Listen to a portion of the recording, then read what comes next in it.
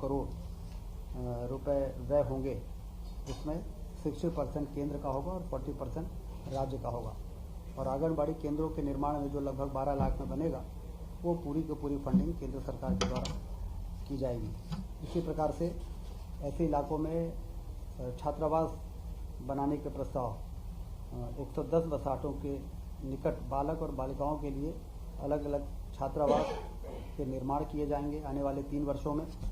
इस कार्य में कुल 384.6 करोड़ रुपए व्यय होगा, जिसमें से 60% भागीदारी भारत सरकार की होगी और 40% राज्य सरकार की होगी। राज्य शासन ने आज कैबिनेट में अपनी भागीदारी को सुनिश्चित करने के लिए अलग से बजट लाइन खोले जाने हेतु और इस पूरे राशि को मंजूर करने के लिए मंजूरी दी है। इसी प्रकार से मल्टीपर्पज़ सेंटर बनेंगे। बहुउद्देशीय केंद्र विशेष पिछड़ी जनजाति क्षेत्रों में 11 गतिविधियों के लिए बहुउद्देशीय केंद्रों का निर्माण होना है। इन केंद्रों की कुल लागत 75 करोड़ रुपए प्रति केंद्र है। इससे हम अंदाज लगा सकते हैं कि कितना बड़ा इंफ्रास्ट्रक्चर उन क्षेत्रों में बनाए जाने की योजना है। 100% वित्तीय सहायता भारत सरकार देगी इन केंद्रों को बनाने में जो भी खर्चा आएगा। प्रत्येक केंद्र निर्माण के 2200 वर्ग फीट भूमि की आवश्यकता होगी। इसमें से 1605 वर्ग फीट भूमि पर भवन का निर्माण होगा और भूमि आवंटन का कार्य जिला कलेक्टर करेंगे।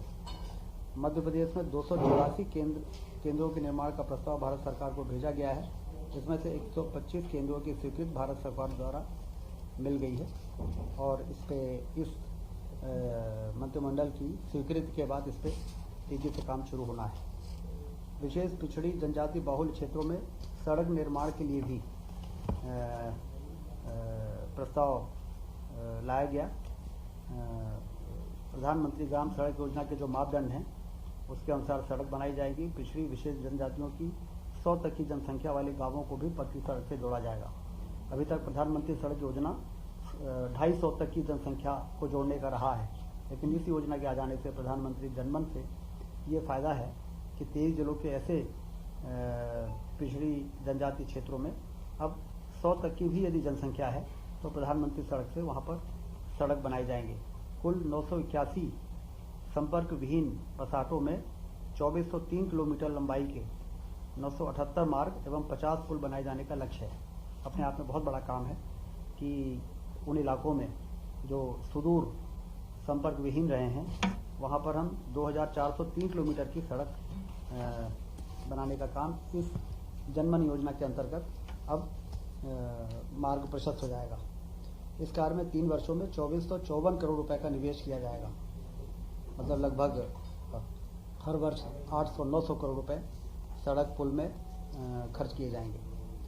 विशेष पिछड़ी जनजाति बहुल क्षेत्रों में आवास का भी इसी प्रकार से, जैसे हमने आंगनबाड़ी केंद्र की बात की, फिर मल्टीपर्पज़ केंद्रों की बात की, फिर सड़क पुलियों की बात की, और अब इसके साथ ही वहाँ पर रहने वाले आदिवासी के मकान यदि प्रधानमंत्री आवास से स्वीकृत नहीं किए हैं तो उसको भी मिशन मोड में स्वीकृत किए जाएंगे। प्रति हितग्राही आवास निर्माण के लिए 2 लाख रुपए दिए जाएंगे। इसके अलावा मनरेगा से अकुशल श्रमिकों की 90-95 दिवस के बराबर 27,000 रुपये की राशि तथा स्वच्छ भारत मिशन से शौचालय निर्माण के लिए 12,000 रुपये की राशि दी जाएगी। मध्य प्रदेश में 1 लाख से अधिक लक्षित हितग्राही परिवार इससे लाभान्वित होने वाले हैं। सड़क एवं आवास मिलाकर 4,604 करोड़ रुपए का बजट प्रावधान किया जा रहा है। 4,604 करोड़ अपने आप में एक बड़ी राशि की स्वीकृति आज मंत्रिमंडल ने दी है। इसके अलावा आगर मालवा में एक नया विधि महाविद्यालय खोलने की स्वीकृति प्रारंभ करने का निर्णय लिया है। मंत्रिमंडल ने 30 नए पदों के सृजन की स्वीकृति दी है। कॉलेज की स्थापना पर 2 करोड़ 19 लाख रुपए से अधिक का आवर्ती और अनावर्ती व्यय होगा। कॉलेज के लिए पृथक भवन का निर्माण किया जाएगा। इसके लिए अलग से राशि का प्रावधान किया जाएगा। चिकित्सा शिक्षा भर्ती नियमों में संशोधन का भी एक प्रस्ताव मंजूर हुआ है।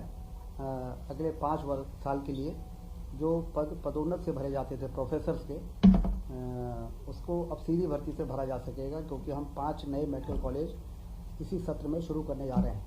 सिवनी, श्योपुर, नीमच, मंदसौर और सिंगरौली, ये नए जो शासकीय मेडिकल कॉलेज शुरू होंगे इसमें लगभग असिस्टेंट प्रोफेसर 70 से 75 की आवश्यकता पड़ती है, फिर एसोसिएट प्रोफेसर 46, फिर प्रोफेसर 24, तो कुल मिला के 150 पद होते हैं।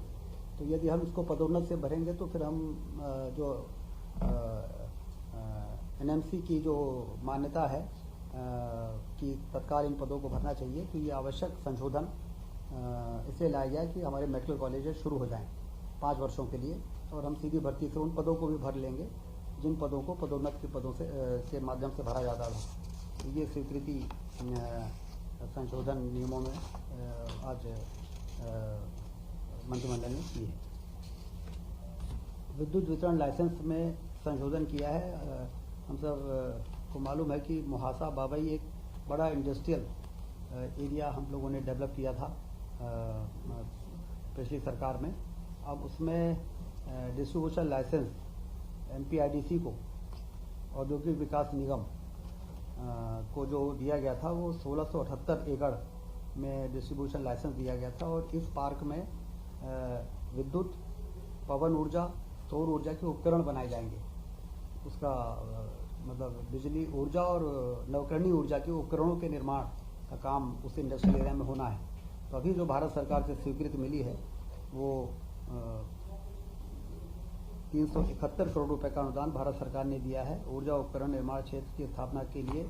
जो भी इंफ्रास्ट्रक्चर वहाँ पे बनना है, जिसमें बहुत से काम होने हैं, जिससे कि वहाँ पर इस प्रकार की जब इंडस्ट्रीज आए तो उसके टेस्टिंग से लेके हर तरह के लैब वहाँ पर उपलब्ध हों। तो वो जो डिस्ट्रीब्यूशन लाइसेंस था वो जो बहुत बड़े एरिया में था उसको अभी संशोधन करते हुए सीमित किया गया है, और 227 और 237 एकड़ के लिए वो संशोधन एक लाया गया है। बाद में नियामक में जाके उसको फिर बैटिंग कराई जाएगी, अप्रूवल कराया जाएगा। तो ये भी एक हुआ है। इससे हमारा जो इंडस्ट्रियल एरिया है उसमें निवेश आना तेज़ी से शुरू हो पाएगा। तो ये निर्णय हुए हैं, और बस इसे